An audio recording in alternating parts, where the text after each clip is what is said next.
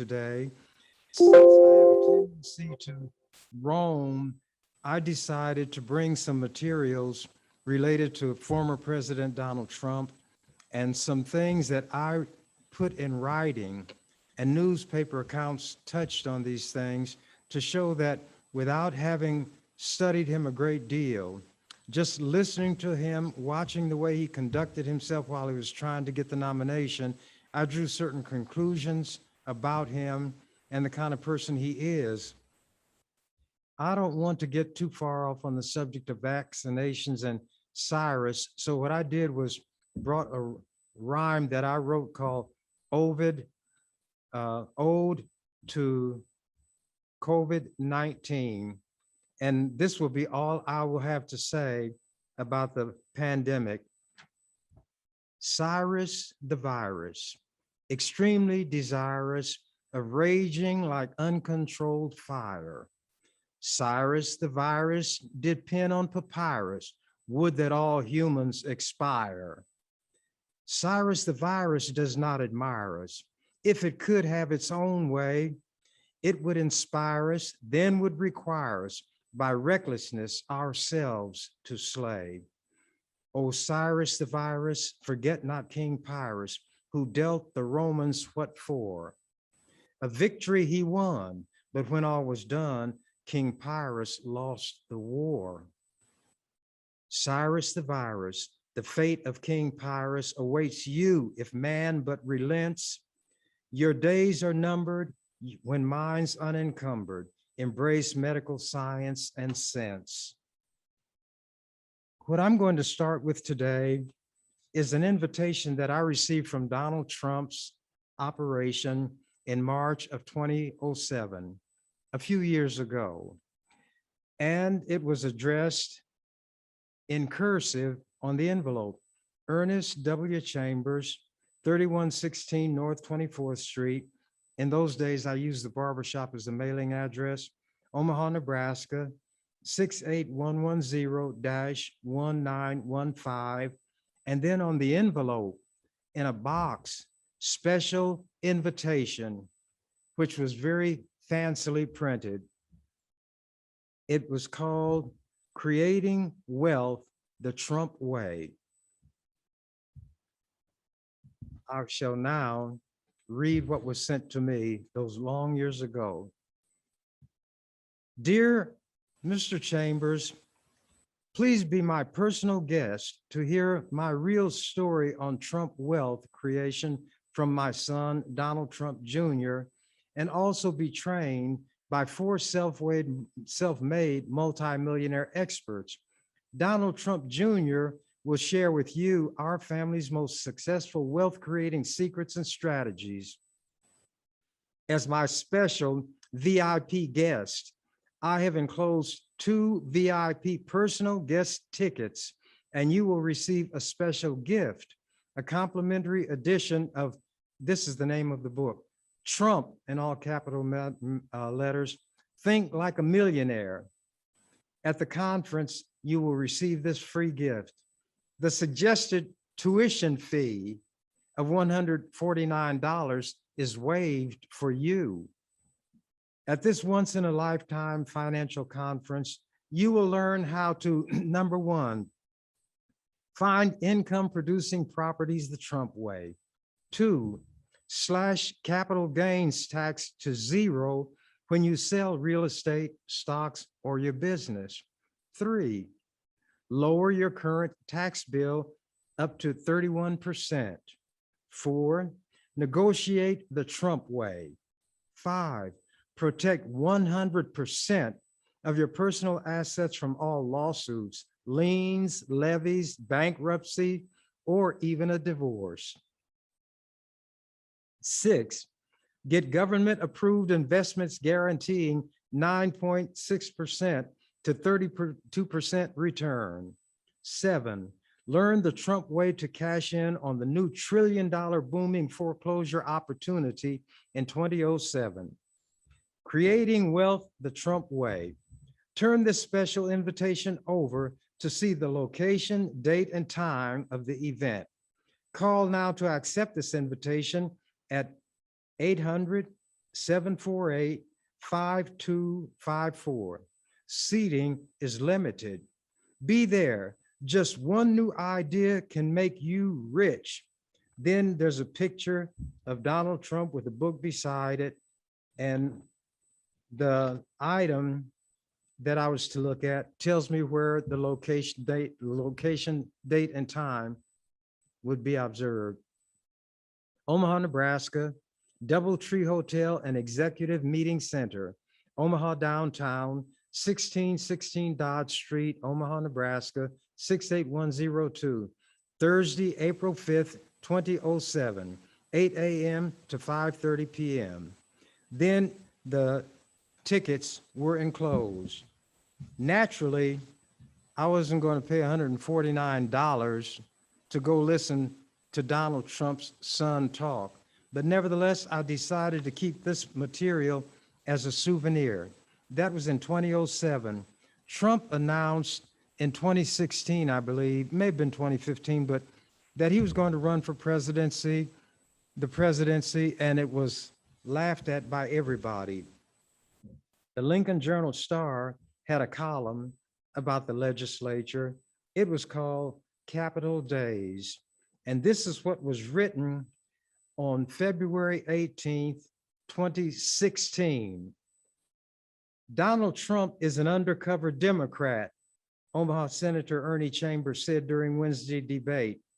He called the Republican presidential candidate a bomb planted to destroy the GOP. Quote, and that's why he has so much fun, Chambers said. I predicted before Trump was even nominated that his goal was to destroy the Republican Party. Trump had been a Democrat. He had been in favor of a woman's right to choose to have an abortion, the traditional Democratic principles, but I guess he thought he might have a better chance to win if he ran as a Republican, because there are a lot of nutty, backward people in that party. There was a lot of racism that they had to keep concealed, but it was bubbling very near the surface, and he thought he would give it an outlet, so he decided to run. What I decided to do was write Mr. Trump a letter, an open letter. And in order that I could document it, the fact that I had written it, I got documentation from the post office as to where this letter was sent, which was Mr. Donald Trump, Trump Tower, 725 Fifth Avenue, New York, New York, 10022. There was a proof of delivery. I overnighted it. I mailed it November 3rd, and it was received November 4th in Donald Trump's mailroom, and the person in the mailroom gave initials to prove that it was accepted. I didn't want these things that I had said, some of them in the way of a prediction, to appear that I said them after the fact. My letter, this open letter to Donald Trump that I'm going to read, and these pages are large, not that they have a lot of material, but now that jeepers, creepers, why am I wearing these cheaters? Because I do what's necessary under the circumstances to achieve my goal. And since I want to read without doing too much stumbling and fumbling, I put my cheaters on. This letter was sent, as I said, November 3rd, 2016. Dear Donnie, oh, and by the way, I included copies of that material that I read just before starting so that he would know that I am a person to whom an invitation had been sent to this thing that he was putting on. Dear Donnie, I hope you don't mind my using the diminutive familiar. That's what you call it when you don't use a person's formal name. And I don't think he liked to be called Donnie. Anyway, I do not expect my name to ring a bell with you, but as you see from the items attached to this page, which was that invitation and the comments I made about supporting his being selected. You can see that we go back a ways, not as far back as you and young Bush on the bus, but far back enough. This young Bush is a person who had played a tape where Donald Trump was talking about how famous people could do anything, that women would let you grab their privates, you could have your way with them. And when this was played over television, naturally with certain bleeps and deletions, Trump's supporters were very shook up, and they said immediately, "Oh, this was just locker room talk. He didn't mean it." When he asked his wife, they asked his wife, uh, Manila Trump, what she thought about it. She said, "Oh, darling, that is just locker room talk. No, nothing it means nothing." Well, she knows what he was doing when she came to him. But at any rate, I'll continue. That's my reference to Bush on the bus. As the days dwindle down to a precious few, it is time for me, as your self-appointed ambassador without portfolio, AWOP, to write this letter to you. In keeping with the so-called October surprise craze, exacerbated by the Comey fiasco, I am contributing my own version of a November surprise, which is this open letter to you. And that Comey surprise in November was the stuff he brought out about Hillary Clinton and stuff on her server and some things that indicated the FBI might open an investigation, and it immediately wiped out a lot of the support that Hillary Clinton had. And this term, November surprise, has come into being because almost in every election, there is something unforeseen that might turn the tide, which is exposed by one party or the other. Continuing the letter, mirroring the extraordinarily unique nature and style of your campaigning, the format of this letter by turns will be stream of consciousness. That means you just say whatever comes into your head, phrases, clauses, and so forth. Episodic, herky-jerky, helter-skelter, and even a little bit jumbled and jivey. Understandably, you may wonder why in the world would a man who is an unapologetic supporter of Hillary Clinton be simultaneously the self-appointed AWOP of her opponent? Here's why. In view of the fact that I want her to be president, I wanted her to have an opponent whom she could beat and thereby waltz, polka, rumba, samba, or otherwise dance her way into the White House. Don't bail out yet, Donnie. I stated several times on the floor of the legislature, and by the way, those proceedings are carried gavel to gavel by broadcast live on public television and streamed on the internet, that I am the, quote, unofficial, unappointed campaign manager, unquote, for Donald Trump, and that my goal is to see him become the Republican Party's nominee for president, with emphasis on nominee, since my choice for president is Hillary Clinton. I presented my case in advance of Nebraska Republicans being seized by a moral imperative to join the Trump lemming march to the sea, preparatory to boarding the cruise ship Trump Titanic. Then I dropped the bombshell contained in the attached newspaper clipping, which was that he was a bomb planted in the Republican Party to destroy it. When the destruction is completed, and here is the statement I want you to remember. Based on developments, my first stated goal has been realized. You are the nominee. I am confident that the second, your destruction of the Republican Party from within, is on the verge of fruition. When the destruction is completed, you will have turned a common cliche upside down. Instead of saying the captain goes down with the ship, we'll be able to proclaim in this instance, all thanks and praise to you, the ship is going down with the captain, the ship being the Republican Party. Anybody who has followed politics is aware that the stalwarts, the old timers, and the Republican Party feel that Trump has all but destroyed it. I saw it coming before they did, maybe even before Trump knew he would be successful. Continuing.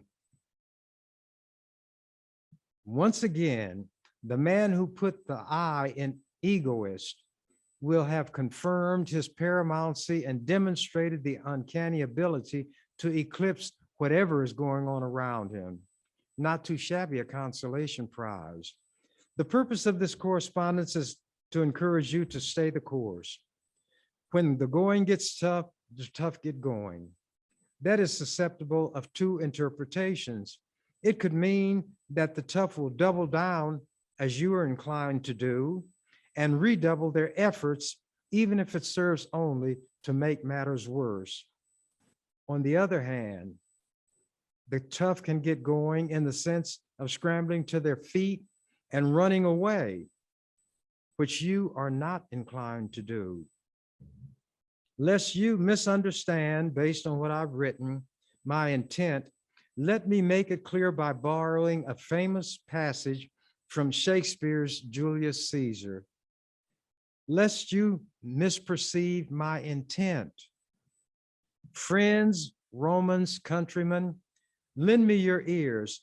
I come to bury Caesar, not to praise him. But with this essential, significant difference.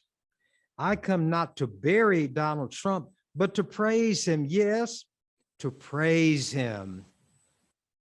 Of course, skeptics and cynics may try to get their dig in by invoking an equally famous phrase from poet Alexander Pope's An Essay on Man, to damn with faint praise, thereby insinuating a hidden motive on my part.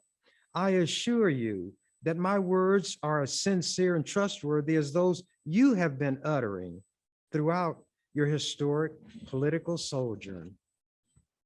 In the interest of clarity, praise is not synonymous with agreement. I extend praise because you are what you are, as sly as a fox, slippery as an eel, unreliable as a used car salesman, unstable as water, volatile as the stock market, unpredictable as the weather, and to this code, as even a casual observer will note, you are true. Take an extreme example.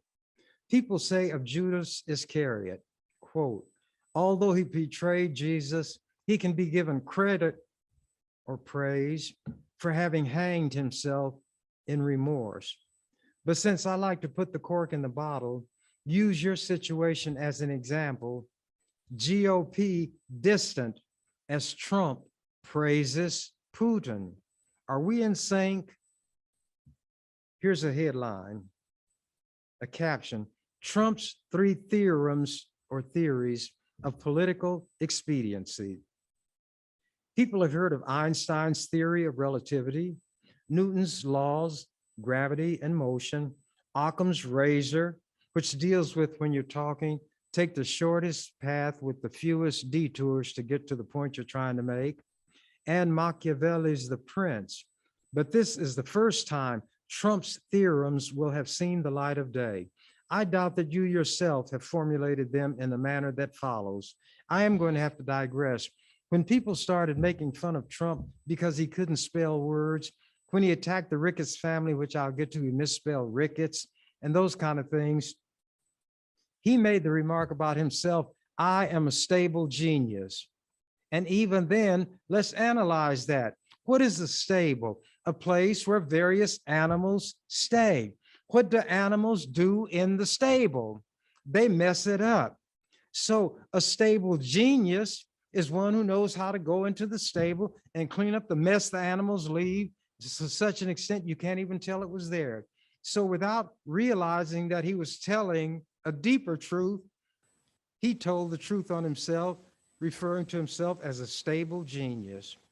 Trump has given me a lot of moments of laughter and amusement, but as things worked out, his tenure was anything but laughter-filled and amusing to the people who were victimized by him, and democracy, which indeed suffered, the reputation of the United States, which failed throughout the world. But to continue, having carefully followed and analyzed your words and actions to the extent that such things are susceptible of analysis and formulation, I've undertaken the task of producing the 3 theorems of Trump political expediency.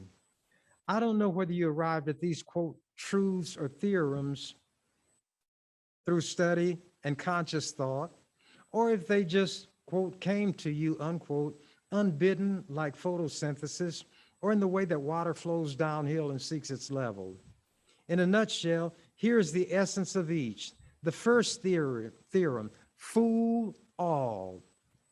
The second theorem, lie, dumb down. The third, promise them the world. Now, there are 3 playbooks that I suggested Trump would use. Each theorem would follow a playbook of a well-known personage. Abraham Lincoln's playbook, Hitler's playbook, Mein Kampf, and Satan's playbook. First theorem from Lincoln's playbook. Honest Abe famously said, and he laid out 3 propositions. It is true that you may fool all the people some of the time. You can even fool some of the people all of the time. That's the second proposition. But you cannot fool all the people all the time. The third proposition. That was Lincoln's playbook. The supporters who make up your base fit within the second clause. You can fool some of the people all of the time. And you have done so and are doing so masterfully. Regardless of what you say or do, no matter how outlandish, preposterous, untrue, unintelligible, your base unthinkingly and uncritically remains steadfastly with you, come H or high water. Fool all has been achieved. That's theorem number 1. The second theorem from Hitler's playbook. This is from his book, Mein Kampf. All propaganda has to be popular and has to adapt its spiritual level to the perception of the least intelligent of those towards whom it intends to direct itself. The great masses of people will more easily fall victims to a big lie than to a small one.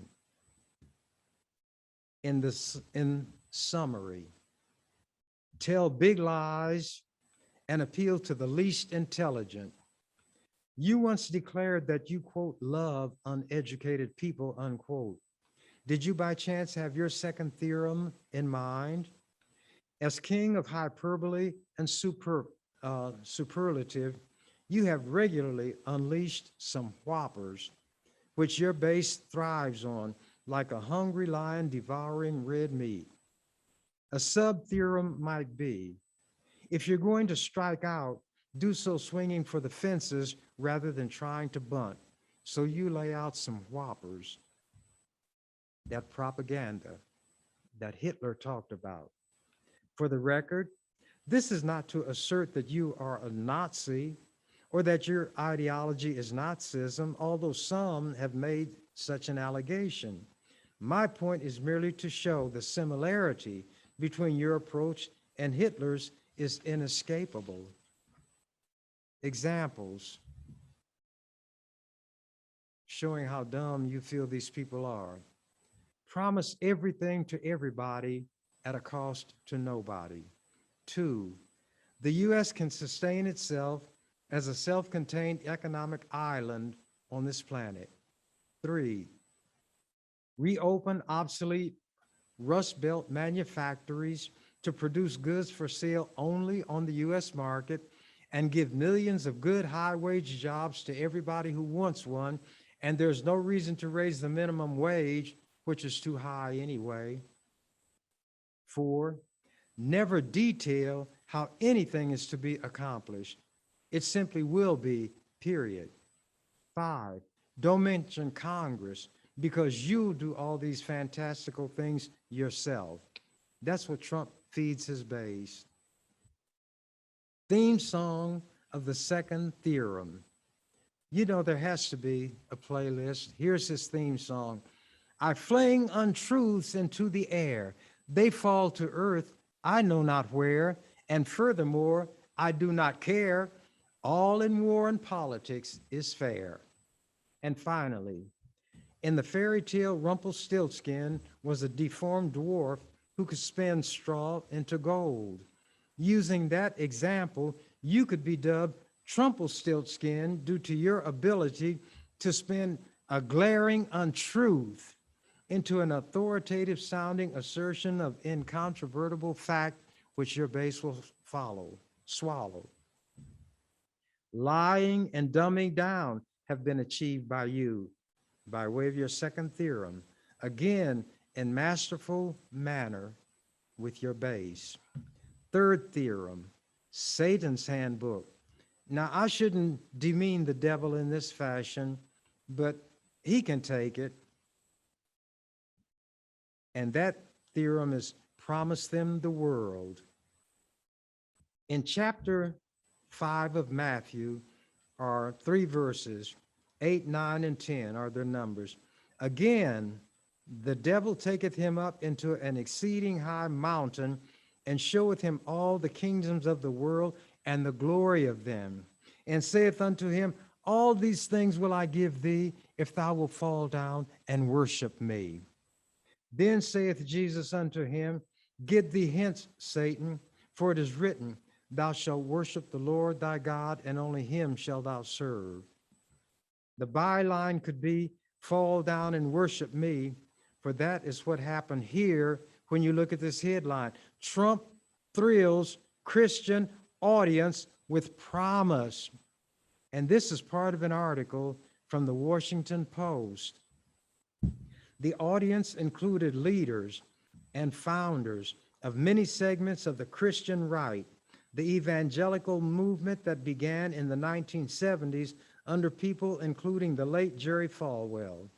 Among those present and involved in the program Tuesday were Focus on the Family founder, James Dobson, who, by the way, is no longer with that group, former Christian Coalition head, Ralph Reed, and evangelist Franklin Graham, son of evangelical icon Billy Graham, who was the religious handle that would fit any political tool in the White House.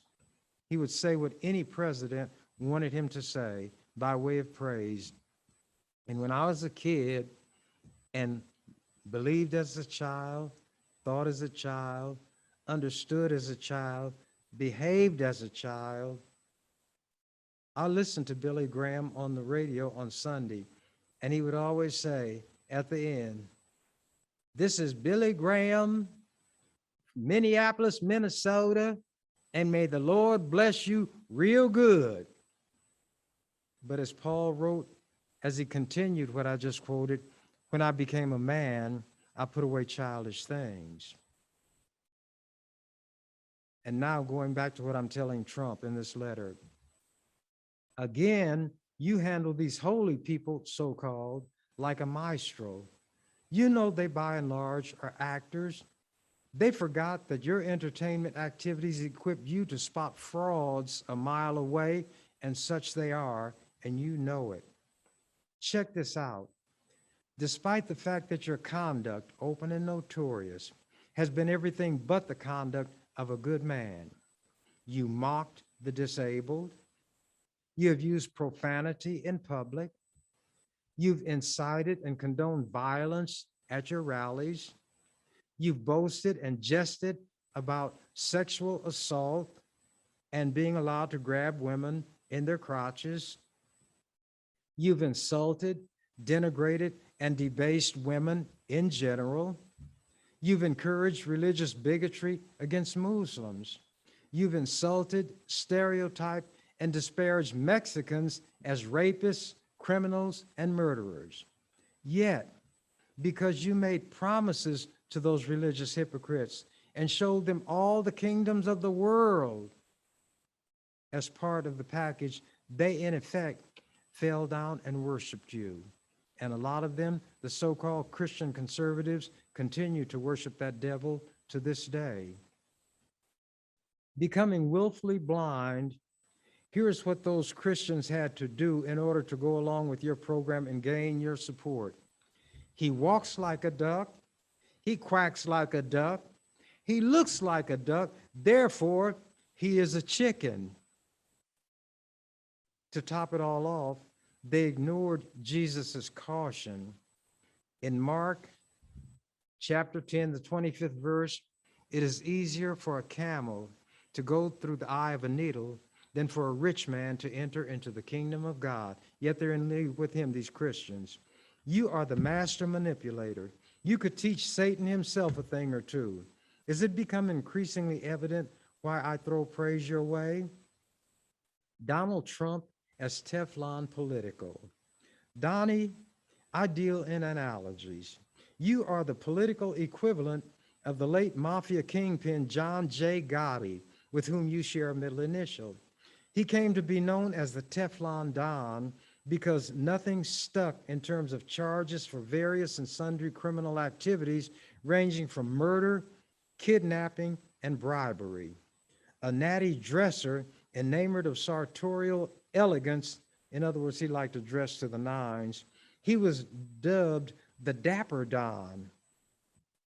He worked his way up through the ranks from petty crook to captain in the Gambino crime family, the best organized and most powerful crime outfit in the country. In 1985, the Teflon Don took over the operation after he ordered the rubbing out of then top dog Paul Castellano. Poor Paul met his maker as he exited a Manhattan steakhouse, indicating perhaps that consuming too much red meat may be detrimental to one's health. Finally, Boss Gotti's luck ran out, and his Teflon veneer was perforated when fellow mobster Sammy the Bull Gravino turned into Sammy the Rat, as stool pigeons were known in the rackets, and testified against him in a deal with the feds. In 1992, a baker's dozen, 13 charges stuck, including murder and racketeering, and the no longer Teflon Don swapped sartorial elegance, fine clothes, for prisoner togs and took up residency at the federal big house in Marion, Illinois. He contracted throat cancer, was transferred to a medical facility for federal prisoners in Springfield, Missouri, and was harvested by the Grim Reaper June 10th, 2002, at the age of 61. Thusly did the Teflon Don, born in the Bronx, October 27, 1940, meet his Waterloo. A major difference between you and Gotti is that you were born at the top, not at the bottom to work your way up. And the only thing you knew about real work was that people of the lower orders did it. Thus, another point at which you are due praise for your savvy or cunning. You managed to rally to your cause, to become your base, the very people toward whom you harbor contempt and distaste. The great unwashed hordes. You would never socialize with them. You wouldn't rub elbows with them, and certainly would never dream of inviting them to dinner.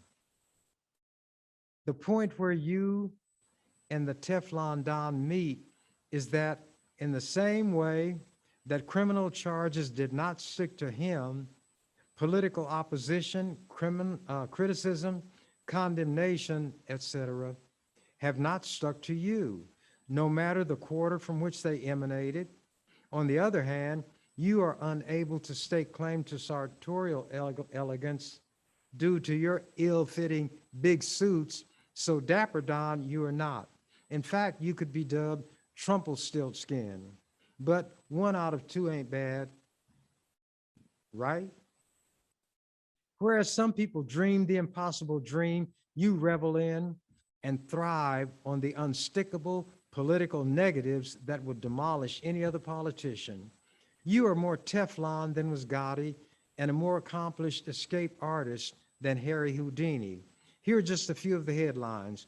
Romney blasts Trump as a phony, a fraud, and a danger. Another headline, few experienced GOP strategists are willing to work for Trump team. Another, hypocrisy in Trump's campaign. Republicans do not donate to Trump. Gary Johnson says Trump is, quote, clearly a racist. Mexican president says Trump's language is like that of Hitler. Trump's new slogan has old baggage from the Nazi era. Villains grow as Trump polls slide. Star tweet haunts Trump. GOP reaches new level of panic over Trump. Trump may delay release of tax returns, but a federal court ordered them released. He's being investigated in 3 jurisdictions and facing the possibility of criminal charges. So he may suffer the fate of the Teflon Don to whom nothing stuck when Gravino testified against him and he wound up in the big house. Trump may wind up in the big house. We'll just have to wait and see. He was called the huckster populist. GOP big shots turn on Trump over his attack on judges.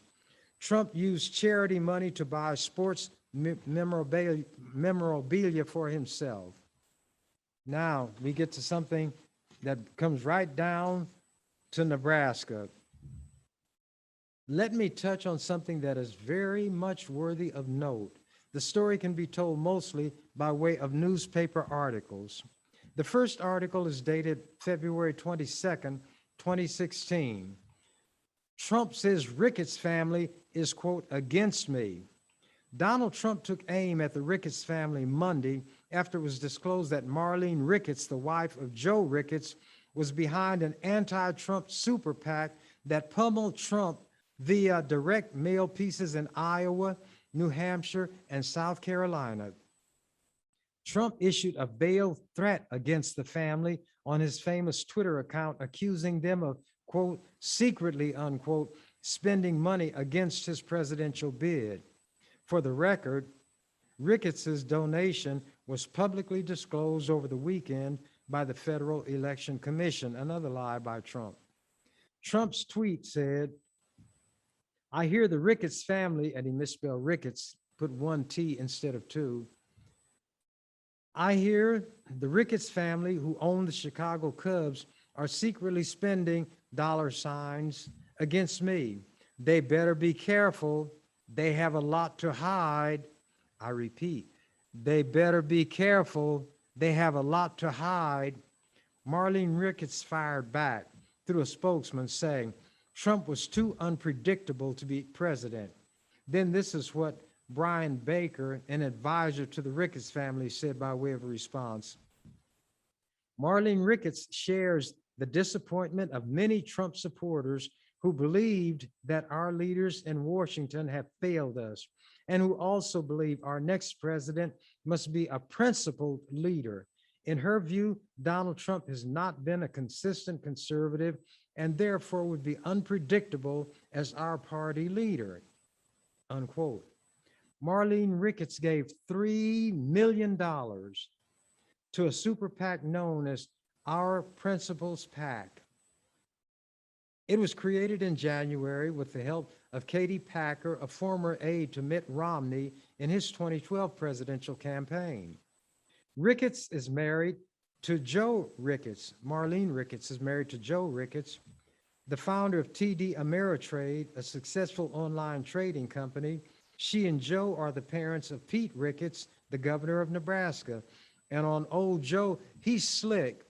and a nut doesn't fall far from the tree in terms of young Pete's dishonesty.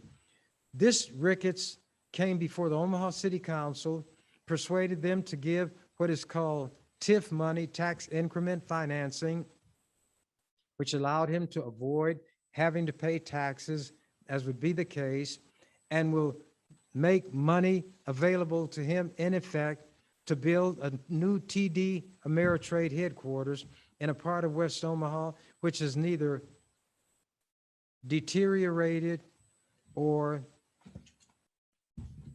substandard. And the people who lived there were very, very angry. Then after getting this money from the suckered Omaha City Council, by the way, Joe Ricketts lives in Jackson Hole, Wyoming, because he doesn't want to pay Nebraska income taxes.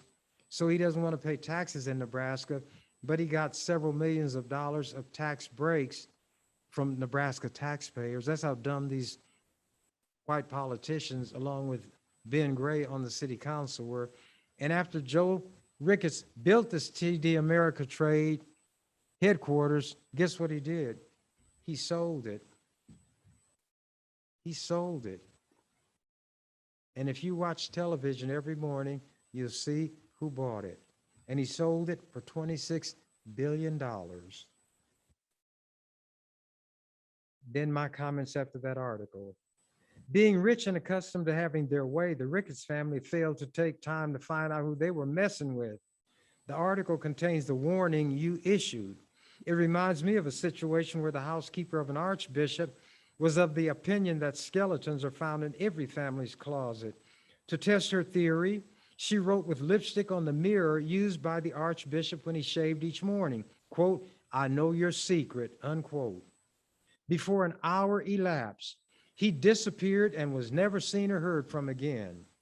Now, I don't know whether or not you have the goods on the Ricketts clan, but look what appeared in the World Herald, September 21st, 2016, a few months after you were being attacked by Joe and Marlene Ricketts. Ricketts family to donate to pro-Trump effort.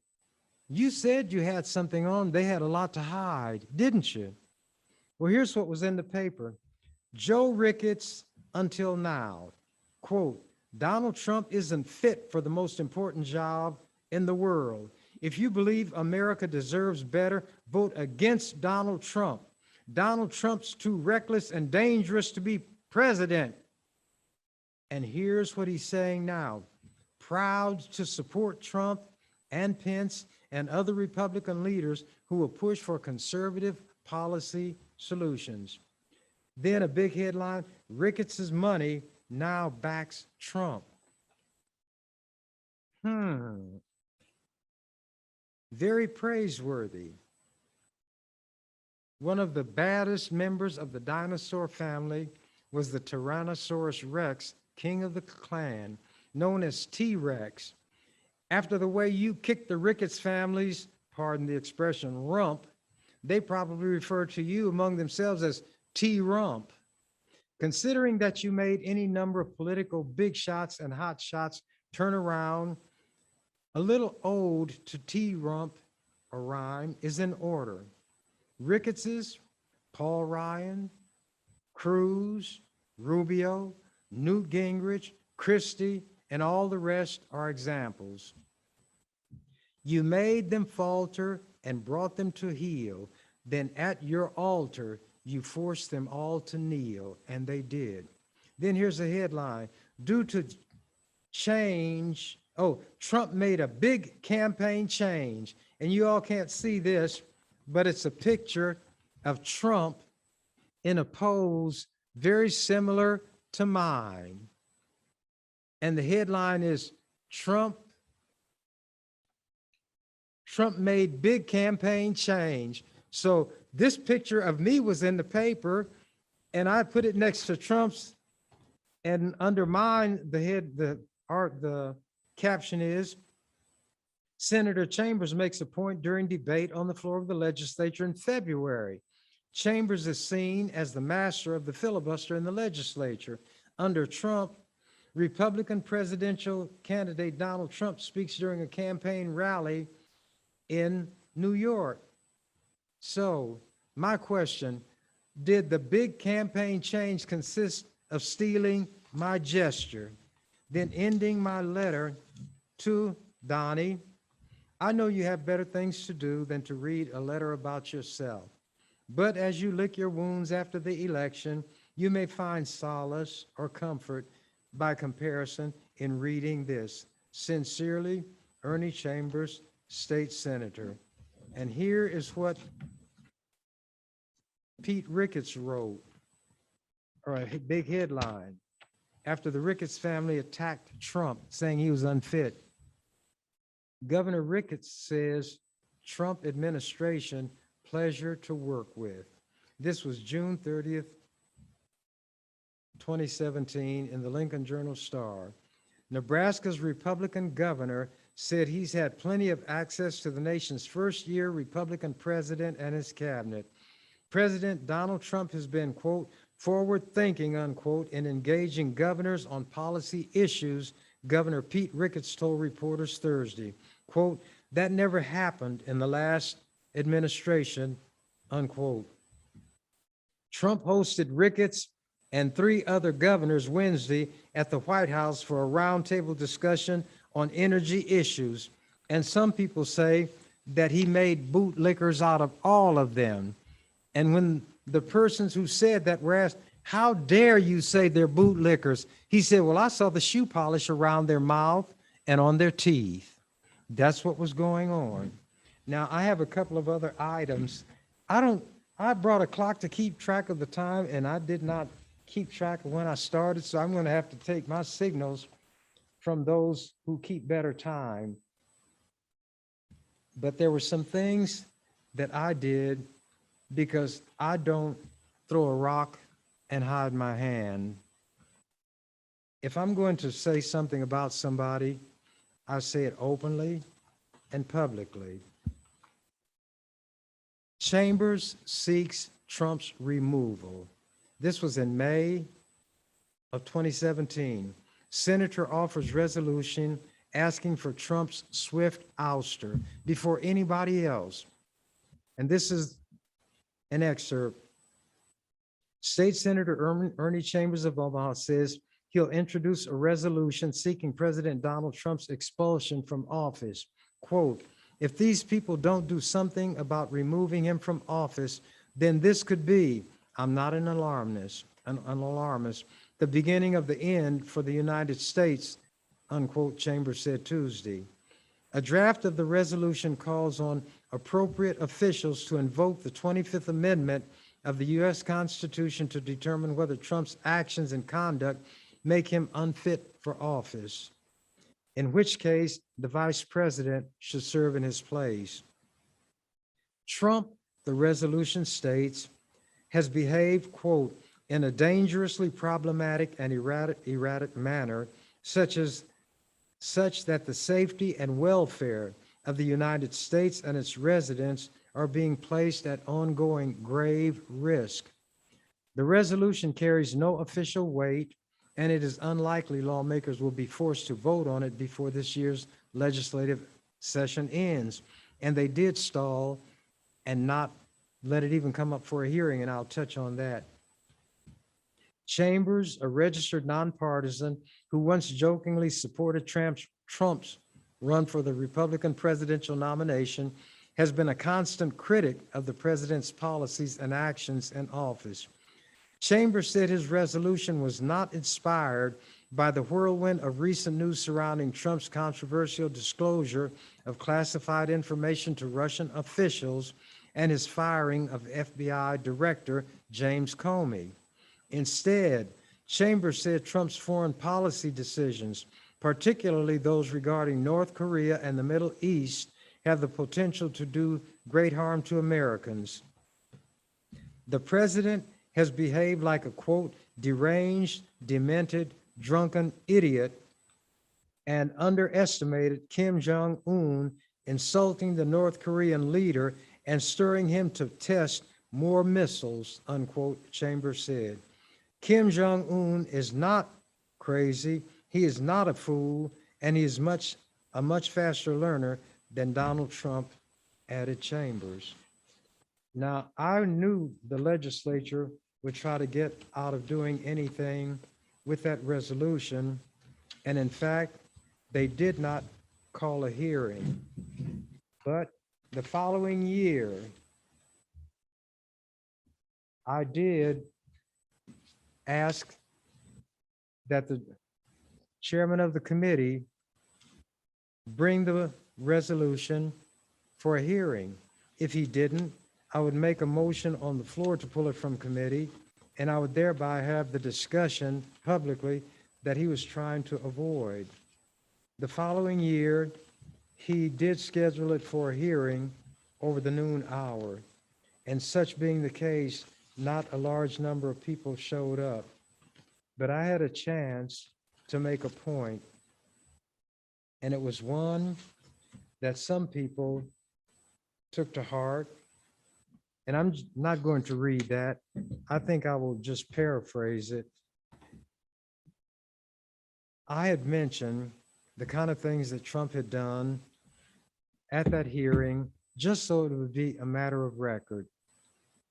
Even though it was over the noon hour and not a large number of people in the public showed up because they were at work.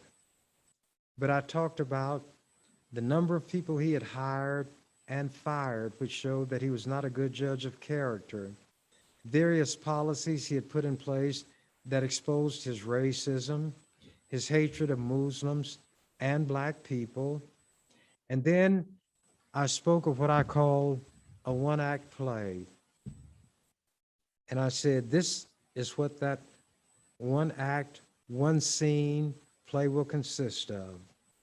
Now, before I mention that to you, recently on television, the former head of the military, the top general, said that as the election, the last one approached, and Trump was making all these kind of statements, suggesting that the election was stolen, that something would have to be done if Biden was proclaimed president, that it alarmed people in the military, including himself, and he notified the top military people to be prepared to take action if Trump did anything, and he didn't use the word coup, that suggested a coup was undertaken, then the military would step in because they had sworn an oath to defend this country against all enemies, foreign and domestic. Now, that was just a few days ago. I gave my conversation way back in 2018, which may not seem too far away, but that's 3 years ago at least. I had had this to say before that committee.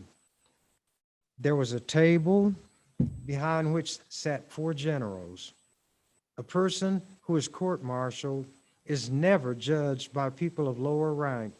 So all these generals had their paraphernalia. They had all of the ribbons, combat ribbons. They had all of the medals, and they had the maximum number of stars on their shoulder. And standing before them was a general, similarly attired. He was at attention. His uniform was sharp. He held his hat under his right arm. And before they would reach a decision, he was allowed to address them. He said, I took an oath as you took an oath to defend this country against all enemies, foreign and domestic. I took that oath seriously as each one of you took it seriously. I was in combat as each one of you was in combat. I risked my life to carry out my oath as each of you risked your life for a similar reason. I killed men during combat in upholding my oath as each one of you have killed men. And now I stand before you to be judged. And then I departed from that and said, in this country, if you utter certain words, they can be twisted to be construed as a threat against the president or advocating violence against the president.